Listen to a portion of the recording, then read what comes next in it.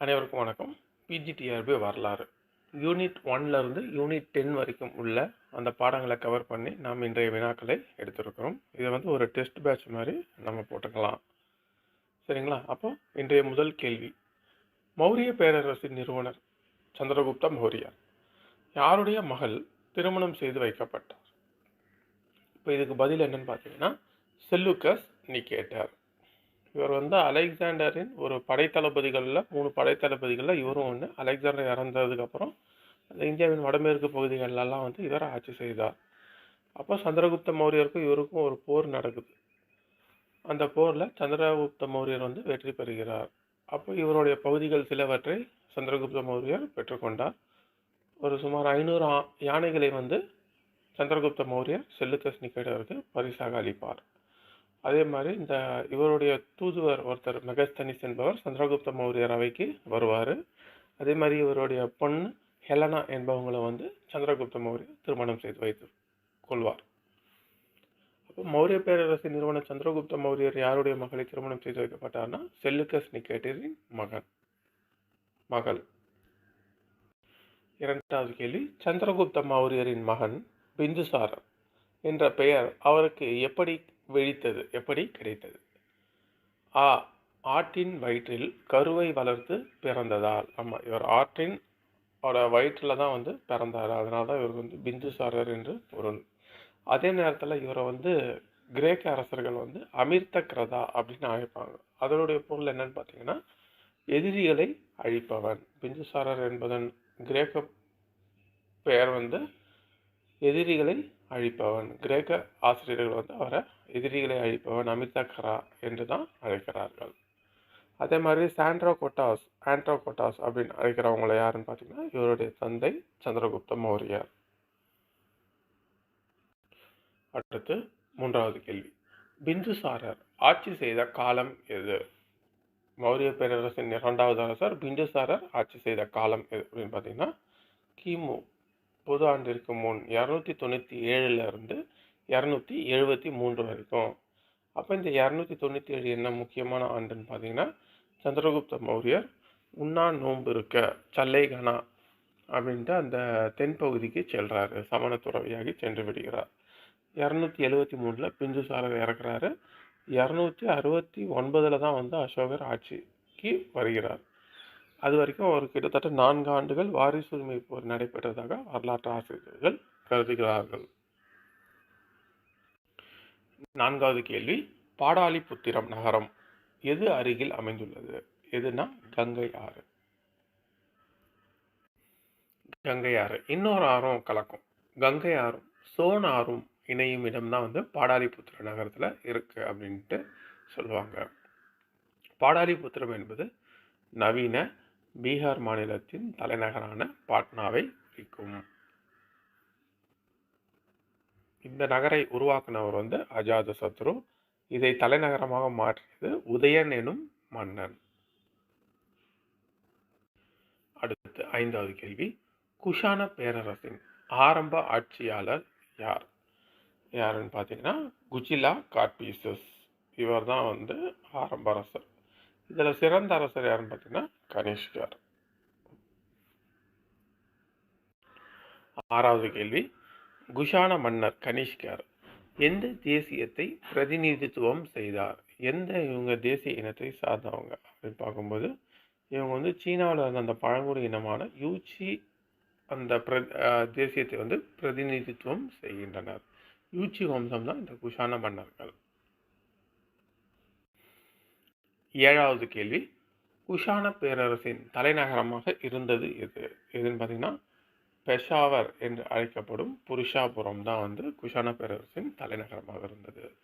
பாடாலிபுத்திரம் கிட்டத்தட்ட ஹரியங்க வம்சம், சிசுநாக வம்சம், அதுக்கப்புறம் நந்த வம்சம், மௌரிய வம்சம், அதுக்கப்புறம் பின்னாடி வர குப்த பேரரசு, இவங்களுக்கெல்லாம் தலைநகரமாக இருந்தது தான் பாடாலிபுத்திரம். 8வது கேள்வி, காந்தார சிற்பக்கலை எந்த கலாச்சாரத்தின் கலவையாகும்?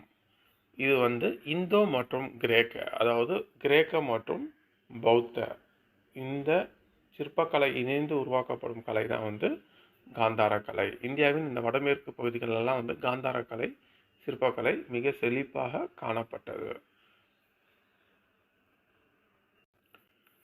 அடுத்து 9வது கேள்வி. காந்தார சிற்பக்கலையின் ஒரு முக்கிய தன்மை எது? இந்த சிற்பக்கலையோட ஒரு முக்கிய தன்மை எது? இந்த சிற்பக்கலையும் கிரேக்க சிற்பக்கலையும் இணைந்து உருவானது தான் காந்தார கலை. இதோட முக்கியமான தன்மை என்னன்னு பார்த்தீங்கன்னா, கிரேக்க பாணியில் யதார்த்தமான மனித உருவங்கள். கிரேக்கர்களோட இரவுல, அதாவது யதார்த்தமான மனிதர்கள். அப்போ புத்தருடைய சிலையை வந்து முழு உருவமாக வடிக்கிறாங்க, முழு உருவமான மனித வடிவில் வடிக்கிறாங்க. அடுத்து 10வது கேள்வி.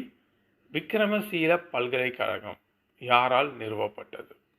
யாருன்னா, இது பால வம்ச அரசரான தர்மபாலர் என்பவரால் இந்த விக்ரமசீல பல்கலைக்கழகம் நிறுவப்பட்டது. அதே நேரத்தில் உங்களுக்கான கேள்வி என்னன்னு பார்த்தீங்கன்னா, நாலந்தா பல்கலைக்கழகத்தை நிறுவியவர் யார்? அந்த நாலந்தா பல்கலைக்கழகத்தை அழித்தவர் யார் அப்படின்ட்டு கமெண்ட் பண்ணுங்க. 10 கேள்வி.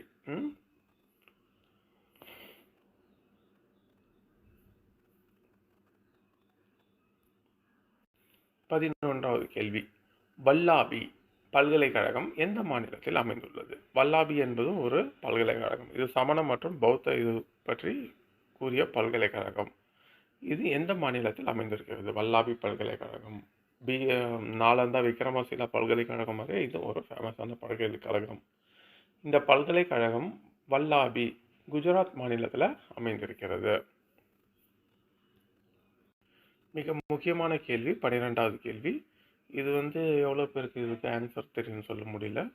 இப்போ இந்த வல்லாபி பல்கலைக்கழகம் எந்த வம்ச ஆட்சியின் போது நிறுவப்பட்டது? எந்த வம்சம்? ஏ குப்தர், பி மைத்ராகா, சி மௌரியர், டி சதவனி. யாருன்னு பார்த்தீங்கன்னா, இந்த மைத்ராகா, குஜராத்தில் இருக்கிற இந்த மைத்ராகா அப்படின்ற வம்சம் தான் வந்து இந்த பல்கலைக்கழகத்தை நிறுவனாங்க.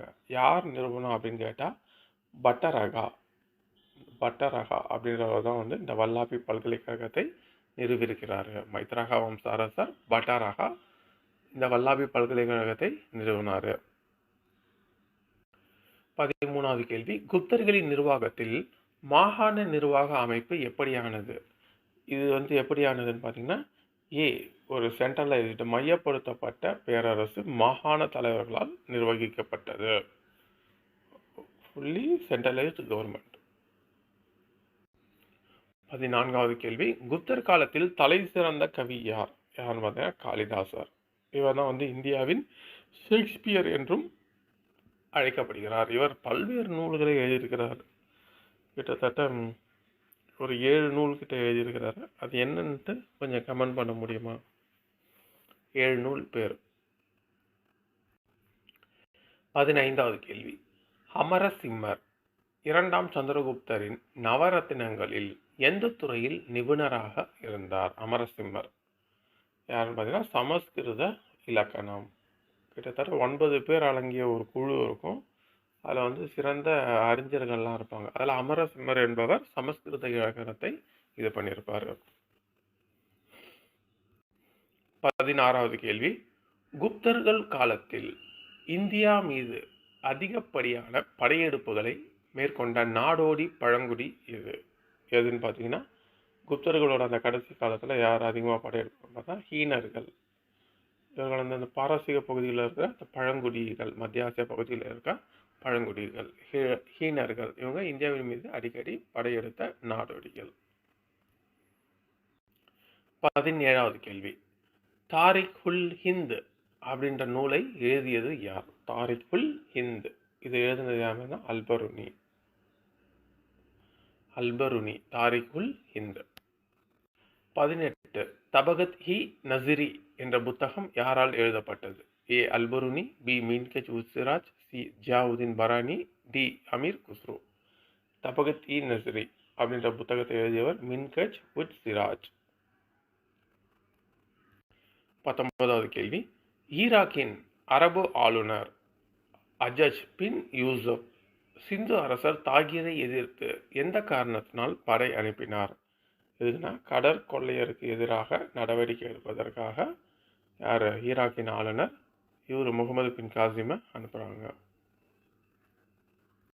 20வது கேள்வி, தாரிக் இ ஃபெரோஸ் ஷாஹி என்ற புத்தகம் யார் எழுதியவர்? இந்த புத்தகத்தை யார் எழுதியார் அப்படின்னு பார்த்தீங்கன்னா ஜியாவுதீன் பரானி என்பவர் தான் வந்து தாரிக் இ ஃபெரோஸ் ஷாஹி என்ற புத்தகத்தை எழுதினார். 21வது கேள்வி, முகமது கஜினியின் பெருமைகளை வெளிப்படுத்திய வரலாற்று ஆசிரியர் யார்? யாருன்னா அவர் தான் வந்து அல்பருனி. தாரிக் உல் ஹிந்து அப்படின்ட்டு அவர் கூட வந்து இந்தியாவின் அந்த வளங்களை பற்றி எல்லாமே வந்து எழுதியிருப்பார். தாரிக் உல் ஹிந்து.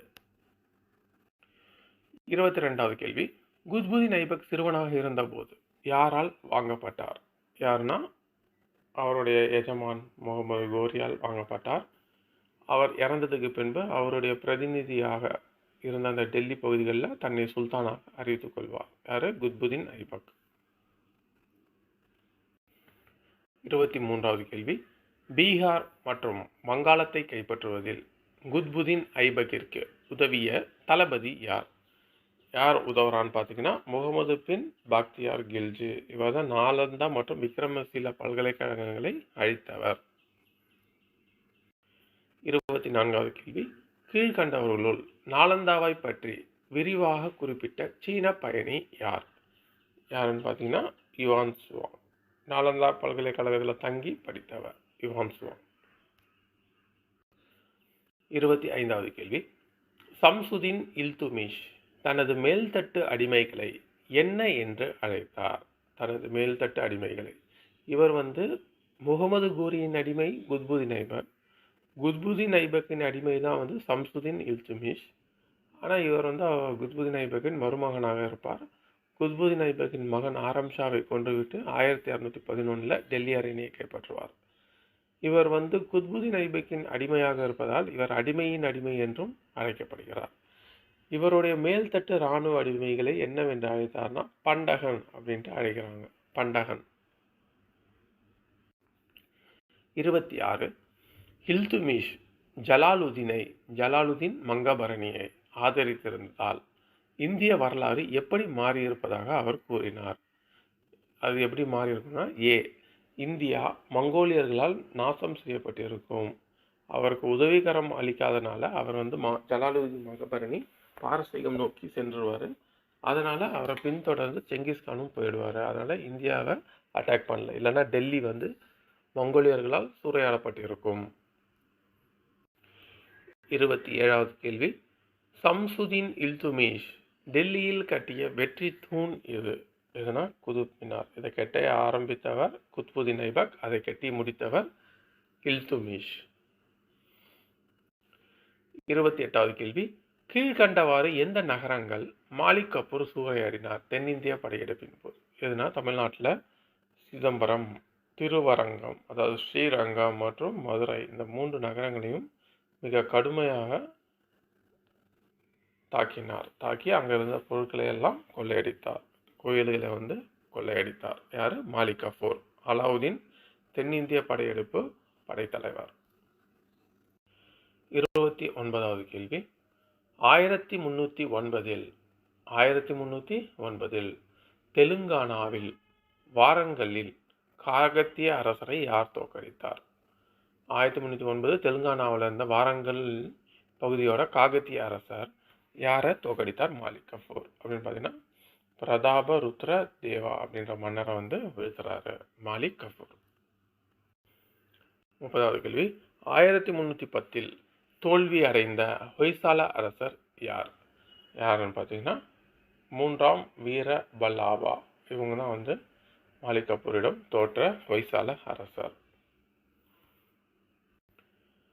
31வது கேள்வி, ஜானா கான் என்ற இயற்பெயர் கொண்ட அவரது மகன் ஆட்சி காலத்தில் ஏறியதோடு டேஷ் எனும் பட்டத்தை சுட்டி கொண்டார். ஜானா கான் என்ற இயற்பெயர் கொண்ட மன்னர் யார் அப்படின்னு கேட்குறாங்க. யாருன்னா முகமது பின் துக்ளக்.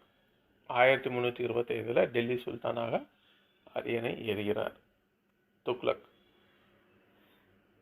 உருவங்களில் மொத்த மாறுபாடு அப்படின்ட்டு கேலி பண்ணுவாங்க. இவர் கொண்டு வந்ததெல்லாம் நல்ல திட்டங்கள், ஆனால் அது ஃபெயிலர் ஆனதுனால அப்படி சொல்லுவாங்க. அறிவுள்ள முட்டாள் என்றும் இவரை வந்து கிண்டல் பண்ணுவாங்க.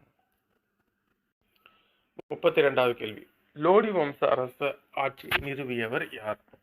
இந்த லோடி டெல்லி சுல்தானில் முதல் 5 வரும். யாருன்னு பார்த்தீங்கன்னா அடிமை வம்சம், கில்ஜி வம்சம், துக்ளக் வம்சம், 4வது தான் லோடி வம்சம். இந்த லோடி வம்சம் 4வது வந்து சையது வம்சம், 5வது தான் லோடி வம்சம். இந்த லோடி வம்சத்தோட டெல்லி சுல்தானியம் முடிகிறது. அந்த லோடி வம்சத்தை தோற்றுவித்தவர் யாருன்னு பார்த்தீங்கன்னா பல்லுகல் லோடி. கடைசி அரசர் யார் பார்த்தா இப்ராஹிம் லோடி. நடுவில் வரவர் சிக்கந்தர் லோடி. 33வது கேள்வி, எந்த ஆண்டு சிக்கந்தர் லோடி தலைநகரை டில்லியிலிருந்து ஆக்ராவிற்கு மாற்றினார்? எப்பப்பா மாத்துறாரு சிக்கந்தர் லோடி அப்படின்னு பார்த்தீங்கன்னா 1504ஆம் ஆண்டு என்ன பண்ணுறாரு, தலைநகரை டில்லியிலிருந்து ஆக்ராவிற்கு மாற்றினார். யார்? சிக்கந்தர் லோடி. 34வது கேள்வி, சீனர்கள் கண்டுபிடித்து அரேபியர் கற்றுக்கொண்ட டேஷ் தயாரிக்கும் தொழில்நுட்பம் டில்லி சுல்தானியர் காலத்தில் இந்தியாவில் அறிமுகமானது? எதுனா காகிதம். சீனர்கள் தான் கண்டுபிடிச்சாங்க, அது அரேபியர்கள் மூலமாக இந்தியாவிற்கு பரவுது. யார் காலத்தில்? டில்லி சுல்தானியர்களுடைய காலத்தில். அடுத்து 35வது கேள்வி, டேஷ் தமது 9 வானங்கள் நியூஸ் சிப்பிர் நூலில் தம்மை ஒரு இந்தியன் என்று அழைத்துக் கொள்வதில் அவர் பெருமிதம் கொள்கிறார். யாருன்னு பார்த்தீங்கன்னா இந்தியாவின் கிழி என்று அழைக்கப்படும் அமீர் குஸ்ரு அவர்கள். 36வது கேள்வி, அரசமைப்பு நிர்ணய சபையின் முதல் கூட்டம் எப்பொழுது நடைபெற்றது? எப்போதுனா டிசம்பர் 9, 1946. இதன் தற்காலிக தலைவராக இந்த நாளில் சச்சிதானந்த சின்ஹா என்பவர் தேர்ந்தெடுக்கப்பட்டிருப்பார். 37வது கேள்வி, அரசமைப்பு எப்பொழுது ஏற்றுக்கொள்ளப்பட்டது? அரசமைப்பு எப்பொழுது ஏற்றுக்கொள்ளப்பட்டது அப்படின்னு பார்த்தீங்கன்னா நவம்பர் 26, 1949 ஏற்றுக்கொள்ளப்பட்டு ஜனவரி 26, 1950 தான் குடியரசானது. இந்த நவம்பர் 26, 1940, அப்போ நம்ம நவம்பர் 26 தற்போது என்ன தினமாக கொண்டாடி வருகிறோம் அப்படின்னு பார்த்தீங்கன்னா அது வந்து சட்ட தினம் அப்படின்ட்டு நம்ம கொண்டாடி வருகிறோம். அடுத்து 38வது கேள்வி, மொழிவாரி மாநிலம் அடிப்படையில் அமைக்கப்பட்ட முதல் மாநிலம் எதுன்னு பார்த்தீங்கன்னா அதற்கு பதில் வந்து ஆந்திரா. நீங்கள் இந்த கேள்வியை வந்து குழப்பிக்க கூடாது, இது வந்து ஒரு டிஃப்ரெண்ட்டான கொஸ்டின். சுதந்திரத்துக்கு பின்னாடி மொழிவாரி அடிப்படையில் அமைக்கப்பட்ட முதல் மாநிலம்னு கேட்டால் தான் ஆந்திரா. அதே நேரத்தில் சுதந்திரத்துக்கு முன்பாக அமைக்கப்பட்ட முதல் மொழிவாரி மாநிலம் எதுன்னு கேட்டாங்கன்னா அது வந்து ஒரிசா அப்படின்ட்டு பதில் வருது. அதை வந்து கொஞ்சம் செக் பண்ணுங்க, சரிங்களா? இந்த கேள்வி வந்து குழப்பிக்க கூடாது. அது பின்னாடி வராதான் ஆந்திரா. சுதந்திரத்துக்கு பின்னாடி, சுதந்திரத்துக்கு முன்பாகவே ஒரு மாநிலம் பிரிக்கப்பட்டிருக்கும், அது வந்து ஒரிசா வரும். 39வது கேள்வி, யாமினி உத் தௌலா என்ற பட்டம் யாருக்கு வழங்கப்பட்டது? அப்படின்னு பார்த்தீங்கன்னா கஜினி மாமூது. அதே நேரத்தில் இவருக்கு பூச்சிகார் அப்படின்ட்டு இன்னொரு பேரும் இருக்கும். அதனுடைய பொருள் என்னன்னு பார்த்தீங்கன்னா சிலைகளை உடைப்பவர் அப்படின்ட்டு. அப்போ கஜினி முகமதுக்கு யாமின் உத் தௌலா என்ற பட்டம் இருக்கு. அதே நேரத்தில் பூச்சிகார், சிலைகளை உடைப்பவர் என்ற வேறு பேரும் உள்ளது. 40வது கேள்வி, இக்தா என்ற மாகாண நிர்வாக பகுதியை யார் ஏற்படுத்தினார்? இந்த இக்தா முறைக்கு இன்னொரு பேரும் காணப்படுகிறது, முக்தி என்ற முறையும் காணப்படுகிறது. இதை யார் இது பண்ணாங்கன்னா இல்துமிஷ். இவர் தான் வந்து இந்த இக்தா என்ற மாகாண நிர்வாக பகுதியை ஏற்படுத்தினார். 41வது கேள்வி, மெஹர்கர் பண்பாட்டுடன் தொடர்புடையது எதுன்னு பார்த்தீங்கன்னா புதிய கற்காலம். இது இந்தியாவின் வடமேற்கு பகுதி, அதாவது பாகிஸ்தான் பகுதியில் காணப்படுகிறது. இது சிந்துவெளி நாகரிகத்தின் முன்னோடி என்றும் அழைக்கப்படுகிறது. இங்கு 42வது கேள்வி, வட இந்தியாவின் மீது படையெடுத்து சென்று இமயமலையில் இருந்து கற்களை கொண்டு வந்து கண்ணகிக்கு சிலை எடுத்தவன் யாருன்னு பார்த்தீங்கன்னா இதற்கான விடை சேரன் செங்குட்டுவன். சேர மன்னர் அவர் தான் வந்து கண்ணகிக்கு சிலை எடுக்கிறார். 43வது கேள்வி, இந்திய தேசிய ஆவண காப்பகத்தின் தந்தை என்று அழைக்கப்படுபவர் யார்? தேசிய ஆவண காப்பகம் டெல்லியில் அமைந்திருக்கிறது, நேஷனல் ஆர்கிவ்ஸ் ஆஃப் இந்தியா. இதனுடைய தந்தை என்று அழைக்கப்படுபவர் யார் அப்படின்னா ஜார்ஜ் வில்லியம் ஃபாரஸ்ட். அப்போ இந்திய தொல்லியல் துறையின் தந்தை என்று அழைக்கப்படுபவர் யார்? அது 1861 தொடங்கப்பட்டது. அது யாருன்ட்டு கமெண்ட் பண்ணுங்க. 43 போட்டு கமெண்ட் பண்ணுங்க. 44வது கேள்வி, புனித டேவிட் கோட்டை உள்ள இடம் எது? இது ஆங்கிலேயர் கட்டியிருக்கிறாங்க. இந்த டேவிட் கோட்டை என்பது எங்கே இருக்குது அப்படின்னு பார்த்தீங்கன்னா, செயின்ட் டேவிட் கோட்டை கடலூர் மாவட்டத்தில் அமைந்திருக்கிறது. அதே நேரத்தில் ஆங்கிலேயர்கள் இந்தியாவில் கட்டிய முதல் கோட்டை எதுன்னு கேட்டிங்கன்னா, மதராஸ் சென்னையில் இருக்க செயின்ட் ஜார்ஜ் கோட்டை. 45. போர்ச்சுகீசிய மாலுமியான பார்த்தோலோமியா டயஸ் தென் ஆப்பிரிக்காவின் தெற்கு முனையை அடைந்த ஆண்டு எது? எந்த ஆண்டு அடைகிறார்? 1487. தென்னம்பிக்கை முனையை அடைகிறாரு. அங்கே புயல் காரணமாக அவர் மேற்கொண்டு பயணம் செய்ய முடியவில்லை. அதனால் அங்கேருந்து திரும்ப ரிட்டர்ன் கிளம்பிடுறாரு. அந்த பகுதியை தான் போர்ச்சுகீய அரசர் மாலுமி ஹென்றி அவர் நன்னம்பிக்கை முனை என்று பெயர் வைக்கிறாரு. அதுக்கப்புறம் 1498 வாஸ்கோ ட காமா இந்தியாவை அடைகிறார். 47வது கேள்வி, அல்போன்சா டி அல்புகர்க்கு பீஜப்பூர் சுல்தானிடமிருந்து கோவாவை கைப்பற்றிய ஆண்டு என்ன? வலுவான அடித்தளம் அமைத்தவர் அல்போன்சா டி அல்புகர்க்கு. கோவாவை கைப்பற்றிய ஆண்டு எதுன்னு பார்த்தீங்கன்னா, இதில் எதுவுமே கரெக்டாக கொடுக்கல. கோவாவை 1510 கைப்பற்றாரு. 1530 தான் போர்ச்சுகீசியர்களின் தலைநகரமாக கோவா மாற்றப்படுகிறது. எதிலிருந்து மாற்றப்படுகிறதுன்னு பார்த்தீங்கன்னா, கொச்சியிலிருந்து கோவாவிற்கு 1530 மாற்றப்படுகிறது. கைப்பற்றிய ஆண்டுன்னு கேட்டால் 1510. 48வது கேள்வி, தரங்கம்பாடியில் ஒரு அச்சுக்கூடத்தை நிறுவியவர்கள் யார்? டேனியர்கள் தான் தரங்கம்பாடியில் இது பண்ணுவாங்க. அவங்க யார் இது பண்ணுறாங்க அப்படின்னா, சீகன் பால்கு அப்படின்றவர் தான் தரங்கம்பாடியில் ஒரு அச்சுக்கூடத்தை நிறுவுகிறார். இது இரண்டாவது அச்சுக்கூடம் இந்தியாவின் கணக்கு பண்ணால். தமிழகத்தில் முதல் அச்சுக்கூடம் தரங்கம்பாடியில் அமைக்கப்பட்டது. அதே நேரத்தில் முதல் அச்சுக்கூடம் 1556 கோவாவில் போர்ச்சுகீசியர்கள் அமைத்தார்கள். 49வது கேள்வி, இந்திய வானொலி சேவை எப்பொழுது தொடங்கப்பட்டது? இந்திய வானொலி சேவை எந்த ஆண்டுன்னு பார்த்தீங்கன்னா, 1927 இந்திய வானொலி சேவை தொடங்கப்பட்டது. அடுத்த 50வது கேள்வி, கீழ்காணும் நகரங்களில் எது இந்தியாவில் முதல் முனிசிபல் கார்ப்பரேஷன் என்று அழைக்கப்படுகிறது? எதுன்னு பார்த்தீங்கன்னா, மதராஸ் கார்ப்பரேஷன் தான் இந்தியாவின் முதல் முனிசிபல் கார்ப்பரேஷன்.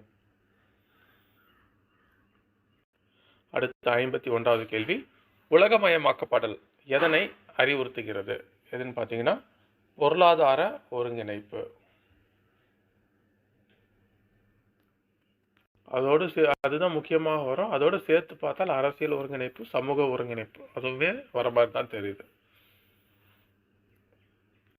அடுத்து 52வது கேள்வி, மாநில தேர்தல் ஆணையரை நியமிப்பவர் யார்? இந்த மாநில தேர்தல் ஆணையர் இது உள்ளாட்சிகளுக்கான தேர்தலை நடத்தும் அமைப்பு, மாநில தேர்தல் ஆணையம். இதை நியமனம் செய்பவர் யார்? இந்த ஆணையாளரை நியமனம் செய்பவர் யாருன்னு பார்த்தீங்கன்னா, மாநில ஆளுநர். 53வது கேள்வி, கோஹினூர் வைரத்தை எடுத்துச் சென்றவர் யார்? இந்த கோஹினூர் என்ற வைரத்தை எடுத்துச் சென்றவர் யாருன்னு பார்த்தீங்கன்னா, நாதிர் ஷா.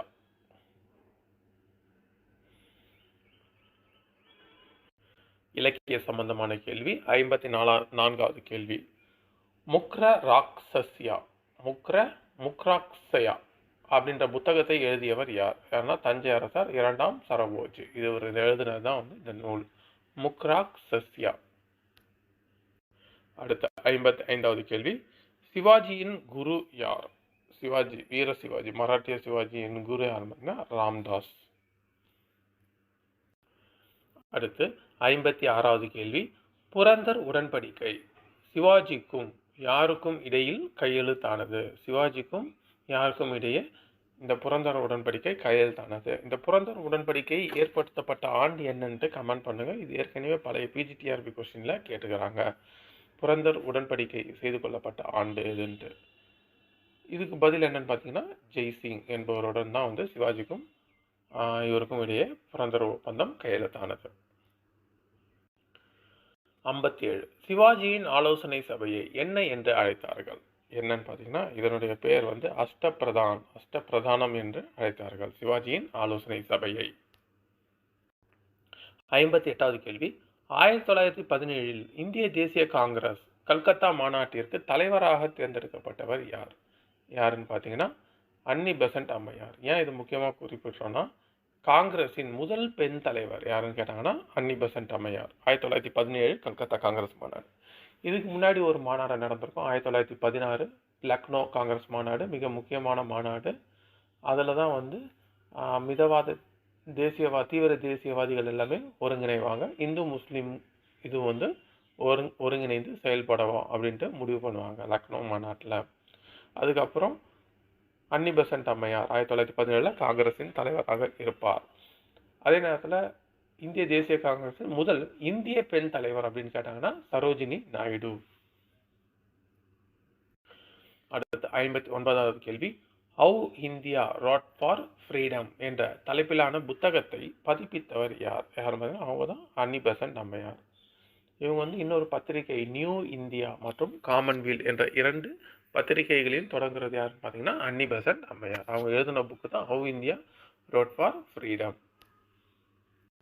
60வது கேள்வி, முதல் உலகப் போரில் துருக்கி தோற்றதும் எந்த உடன்படிக்கையின் கடுமையான விதிகள் துருக்கி சுல்தான் நிலையை தாழ்த்தின?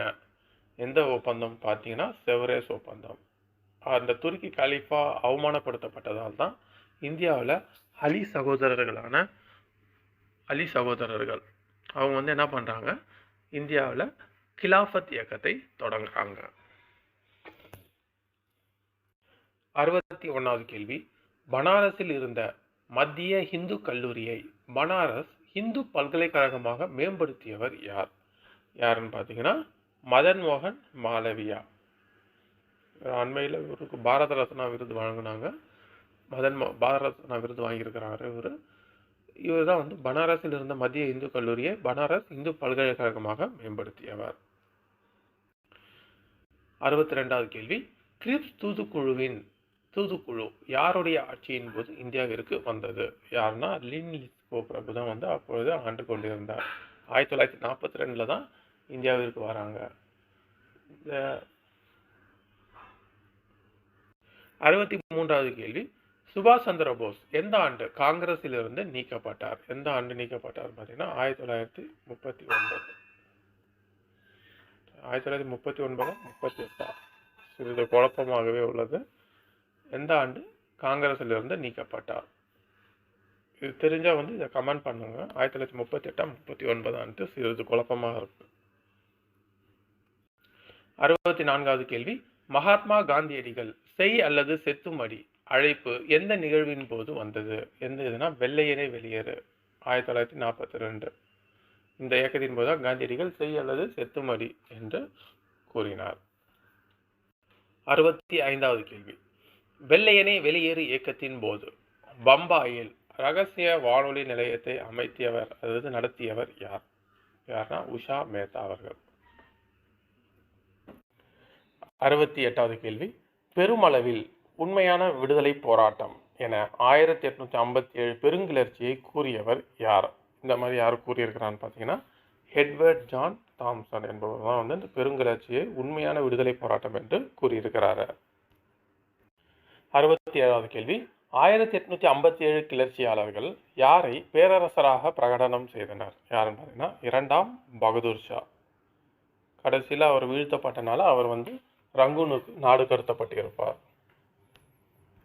68வது கேள்வி, 1757 ஜூன் 23 நடைபெற்ற பிளாசிக் போரில் வங்காள நவாப்பானார் ஆங்கில கிழக்கிந்திய கம்பெனியால் தோற்கடிக்கப்பட்டார். பிளாசிக் போரில் தோற்கடிக்கப்பட்டார். யாருன்னு பார்த்தீங்கன்னா சிராஜுத் தௌலா. அவர் தான் வங்காள நவாப் தோற்கடிக்கப்பட்டிருப்பார் ராபர்ட் கிளைவ்னால. ஆங்கிலேயர்களுடைய சதி செயல் காரணமாக அவருடைய அமைச்சர் இந்த மீர் ஜாஃபர் படையில் வந்து பின்வாங்கினால சிராஜுத் தௌலா கொல்லப்பட்டிருப்பார் போரில்.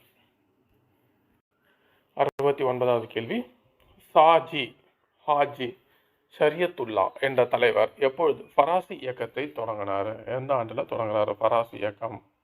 1839ஆம் ஆண்டு. 70வது கேள்வி, நிலம் கடவுளுக்கு சொந்தமானது என்று அறிவித்தவர் யார்? நிலம் கடவுளுக்கு சொந்தமானது என்று அறிவித்தவர் யார் பார்த்தீங்கன்னா டுடுமியான். டுடுமியான் என்பவர் தான் வந்து நிலம் கடவுளுக்கு சொந்தமானது என்று அறிவித்தார்.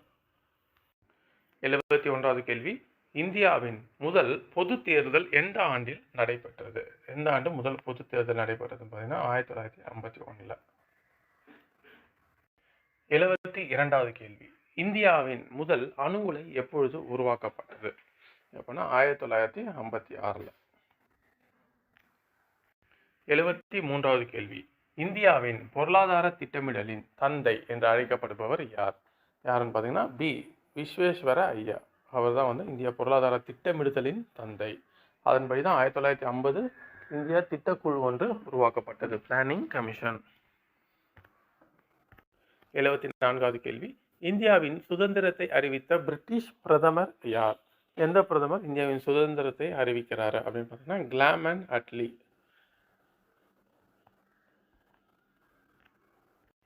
75வது கேள்வி. 1948 நடைபெற்ற முக்கிய நிகழ்வு என்ன? என்ன நிகழ்வு நடந்துச்சு 1948? பி. மகாத்மா காந்தியின் படுகொலை மற்றும் காஷ்மீர் பிரதேசத்தில் இந்தியா பாகிஸ்தான் போர். ஆமாம், 1948 இந்தியா சுதந்திரம் அடைந்த மறு வருஷம் இந்த பிரச்சனைகள்லாம் ஏற்பட்டது.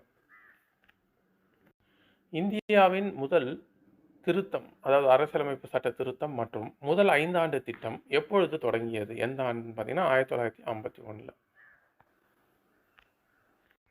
77வது கேள்வி.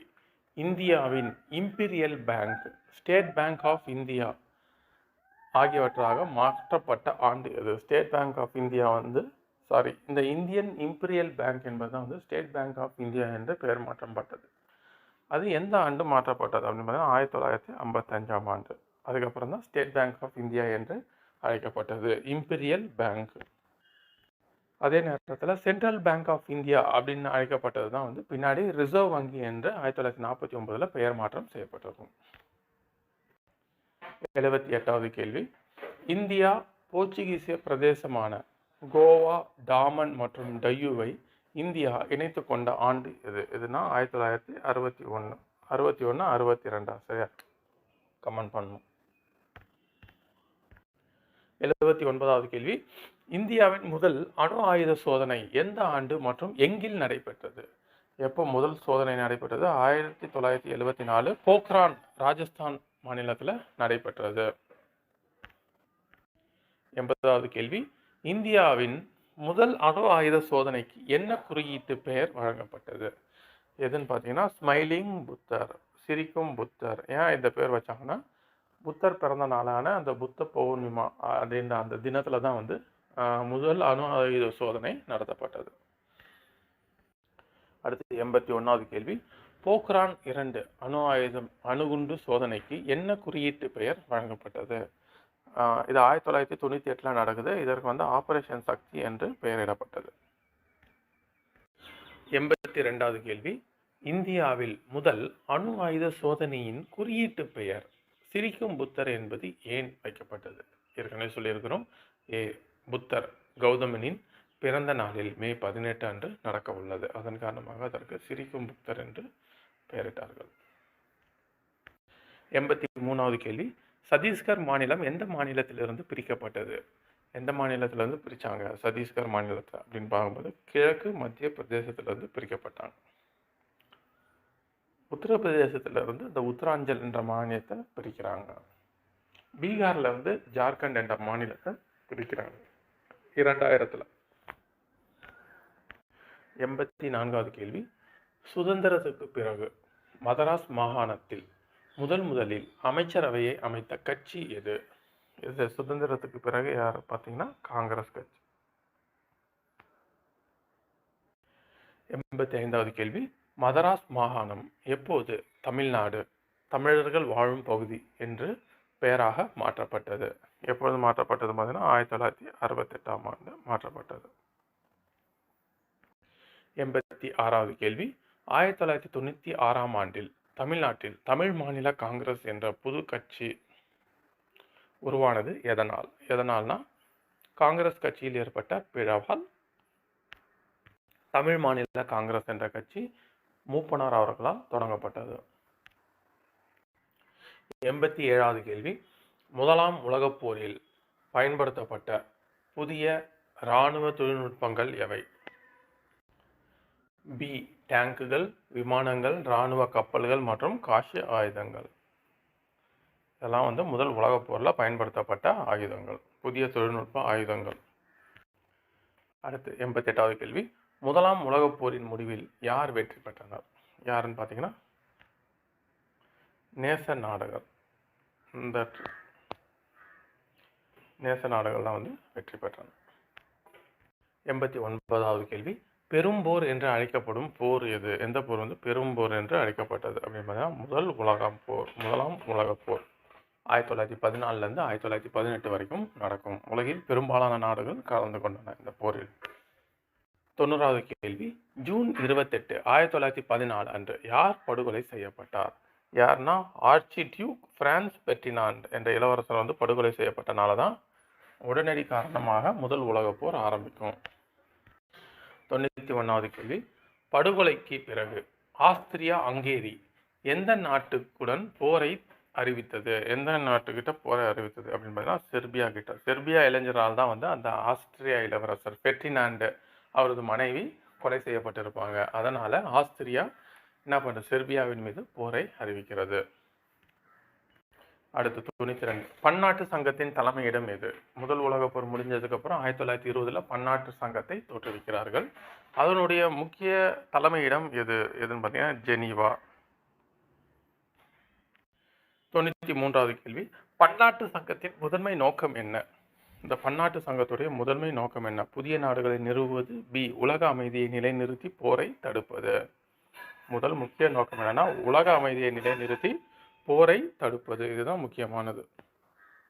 அடுத்து 94வது கேள்வி, பன்னாட்டு சங்கத்தின் முக்கிய உறுப்புகளில் ஒன்றாக இல்லாதது எது? எதுனா இராணுவ போர்க்குழு என்ற அமைப்பு தான் வந்து கிடையாது. 95வது கேள்வி, ஜெர்மனியின் முன்னணி இராணுவ திட்டமான பில்கிரிட்ஸ், இது வந்து மின்னல் வேக தாக்குதல் என்று பொருள்.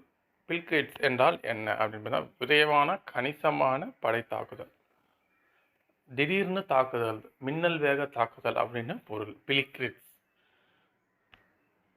அடுத்து 96வது கேள்வி, இரண்டாவது உலகப் போரில் அமெரிக்கா யாருக்கு எதிராக சேர சொந்தமாக போராட துவங்கியது? யாருக்கு எதிராக போராட தொடங்கியது பார்த்தீங்கன்னா ஜப்பான் நாட்டிற்கு எதிராக போராட தொடங்கியது. அடுத்து 97வது கேள்வி, இரண்டாவது உலகப் போரின் பின் விளைவாக அமைந்த முக்கிய சர்வதேச அமைப்பு எது? இரண்டாம் உலகப் போர் முடிந்தவுடன் எந்த அமைப்பு நிறுவப்பட்டதுன்னு பார்த்தீங்கன்னா ஐக்கிய நாடுகள் சபை, யுனைடெட் நேஷன்ஸ். அடுத்து 98வது கேள்வி, கீழ்காணும் நாடுகளில் யார் ஐக்கிய நாடுகள் பாதுகாப்பு அறிவுரையகத்தின் நிரந்தர உறுப்பினர்? யாருன்னு பார்த்தீங்கன்னா சீனா. மொத்தம் 5 நாடுகள் தான் நிரந்தர உறுப்பினர். 1 அமெரிக்கா, 2வது ரஷ்யா, 3வது இங்கிலாந்து, 4வது பிரான்ஸ், 5வது சீனா. 99வது கேள்வி, சார்க் இன் உறுப்பினரான நாடுகள் எத்தனை? சார்க் நாடு தெற்காசிய நாடுகளின் கூட்டமைப்பு. இதில் எத்தனை நாடுகள் உறுப்பினராக உள்ளன என்பதுதான் 8 நாடுகள் இதில் உறுப்பினராக உள்ளன. அடுத்து 100வது கேள்வி, சார்க்கில் கடைசியாக உறுப்பினரான நாடு எது? கடைசியாக எந்த நாடு உறுப்பினராச்சுன்னா ஆப்கானிஸ்தான். கிட்டத்தட்ட 2008 இந்த சார்க் இதில் வந்து இணைந்ததாக சொல்கிறாங்க. 101வது கேள்வி, புத்தர் தனது முதல் உபதேசத்தை வாரணாசிக்கு அருகில் உள்ள எந்த மான்கள் நிறைந்த காட்டில் அளித்தார்? இதுதான் சாராநாத் மான் பூங்கா. இந்த காட்டில் தான் அளித்தார். 102வது கேள்வி, REM வீலர், மார்டிமர் வீலர் எந்த காலத்தில் ஹரப்பாவில் அகழாய்வு நடத்தினார்? எந்த ஆண்டு பார்த்தீங்கன்னா 1940 தான் இவர் அகழாய்வு நடத்த ஆரம்பிக்கிறார். அடுத்து 103வது கேள்வி, இந்தியாவில் நிக்கோலா டி காண்டி மற்றும் அப்துல் ரசாக் வருகை புரிந்தனர். யாருடைய ஆட்சியின் போது வருகை புரிந்தனர்? விஜயநகர அரசர்கள். 104வது கேள்வி, விஜயநகர அரசின் முத்திரை எது? அரச முத்திரை எதுன்னு பார்த்தீங்கன்னா பன்றி, வராகம். புலி யாருது, மீன் யாருது, வில் யாருதுன்ட்டு கமெண்ட் பண்ணுங்க. 104வது கேள்வி. 105வது கேள்வி, விஜயநகர பேரரசின் ஆட்சி புரிந்த மரபுகளை சரியான காலவரிசையில் அமைக்க. பார்த்தீங்கன்னா சங்கம வம்சம், சாலுவ வம்சம், துளுவ வம்சம், ஆரவீடு வம்சம். சாசா தூவா.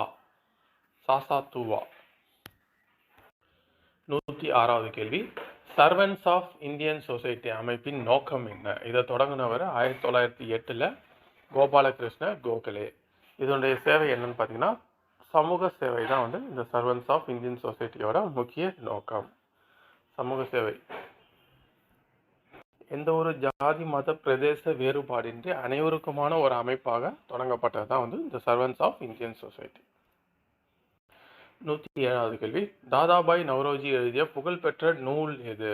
எதுன்னு பார்த்தீங்கன்னா B, poverty and British rule in India என்ற நூலை தான் எழுதியிருப்பாரு. செல்வ சுரண்டல் கோட்பாட்டையும் எழுதியிருப்பார். 108வது கேள்வி, சமுத்திரகுப்தர் வட இந்தியாவில் எத்தனை அரசுகளை கைப்பற்றினார்? எத்தனை அரசுகளை கைப்பற்றியிருப்பார்னா 9 அரசுகளை கைப்பற்றியிருப்பார். தென்னிந்தியாவில் கிட்டத்தட்ட 12 அரசுகளை கைப்பற்றியிருப்பார். 109வது கேள்வி, சமுத்திரகுப்தர் தென்னிந்தியாவில் சிற்றரசுகளை எப்படி நிர்வகித்தார்? என்னன்னா அங்கே வந்து கைப்பற்றினார், இங்கே வந்து என்ன பண்ணார், அவர்களை தனக்கு கப்பம் கட்ட செய்த சிற்றரசுகளாக மாற்றினார் தென்னிந்திய பகுதி. அப்போ காஞ்சிபுரம் வரைக்கும் படையெடுத்தார், அங்கே இருந்த ஒரு மன்னரை வென்றிருப்பார். யார்? விஷ்ணுகோபன் என்ற மன்னரை வென்றிருப்பார். 110வது கேள்வி, சமுத்திரகுப்தரின் அதாவது குப்தர்களின் ஆட்சி காலத்தை வரலாற்று ஆய்வாளர்கள் எவ்வாறு வர்ணிக்கிறார்கள்? என்னன்னா இந்தியாவின் பொற்காலம் என்று வர்ணிக்கிறார்கள். கலை, கட்டிடக்கலை, இலக்கியம் ஆகியவற்றில் ஏற்பட்ட அந்த பெரும் புரட்சியின் காரணமாக இது வந்து இந்திய வரலாற்றில் பொற்காலம் என்று குப்தர்களின் காலம் அழைக்கப்படுகிறது. நன்றி.